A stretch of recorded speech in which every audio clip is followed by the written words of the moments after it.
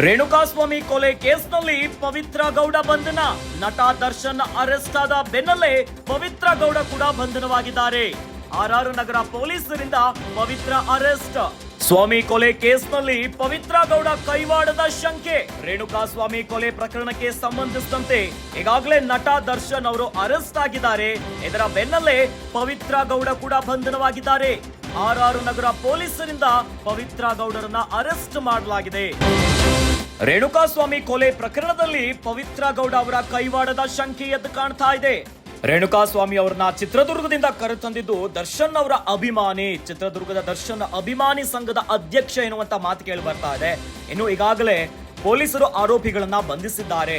ಇನ್ನು ಆರೋಪಿಗಳು ಕೂಡ ಸ್ಫೋಟಕ ಮಾಹಿತಿಯನ್ನ ಬಾಯ್ಬಿಡುತ್ತಿದ್ದಾರೆ.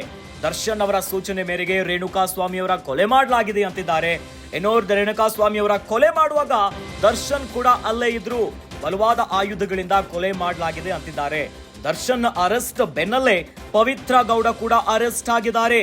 ಅವರ ಕೈವಾಡದ ಶಂಕೆ ಕೂಡ ಎದ್ದು ಕಾಣ್ತಾ ಇದೆ. ಪವಿತ್ರ ಗೌಡಗೆ ಕೆಟ್ಟದಾಗಿ ಅಸಭ್ಯವಾಗಿ ಮೆಸೇಜ್ ಮಾಡಿದ್ದಾರೆ ಎನ್ನುವಂತ ವಿಚಾರ ಕೂಡ ಹೊರಬರ್ತಿದೆ. ಹೀಗಾಗಿ ದರ್ಶನ್ ಸೂಚನೆಯ ಮೇರೆಗೆ ರೇಣುಕಾಸ್ವಾಮಿ ಅವರನ್ನ ಮರ್ಡರ್ ಮಾಡಲಾಗಿದೆ ಎನ್ನುವಂತ ಮಾತುಗಳು ಕೇಳಿ ಬರ್ತಾ ಇದೆ. ಈ ಹಿಂದೆ ಪವಿತ್ರ ಗೌಡ ವಿಚಾರವಾಗಿ ದರ್ಶನ್ ಪತ್ನಿ ವಿಜಯಲಕ್ಷ್ಮಿ ಮತ್ತು ಪವಿತ್ರ ಗೌಡ ನಡುವೆ ಒಂದಿಷ್ಟು ವಾಗ್ವಾದಗಳಾಗಿತ್ತು. ಸೋಷಿಯಲ್ ಮೀಡಿಯಾದಲ್ಲಿ ಸಿಕ್ಕಾಪಟ್ಟೆ ಸಂಚಲನವನ್ನ ಮೂಡಿಸಿತ್ತು.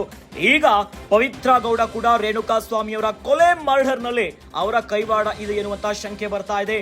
ನಟ ದರ್ಶನ್ ಅರೆಸ್ಟ್ ಬೆನ್ನಲ್ಲೇ ಪವಿತ್ರ ಗೌಡ ಅವರನ್ನು ಕೂಡ ಪೊಲೀಸರು ಬಂಧಿಸಿದ್ದಾರೆ.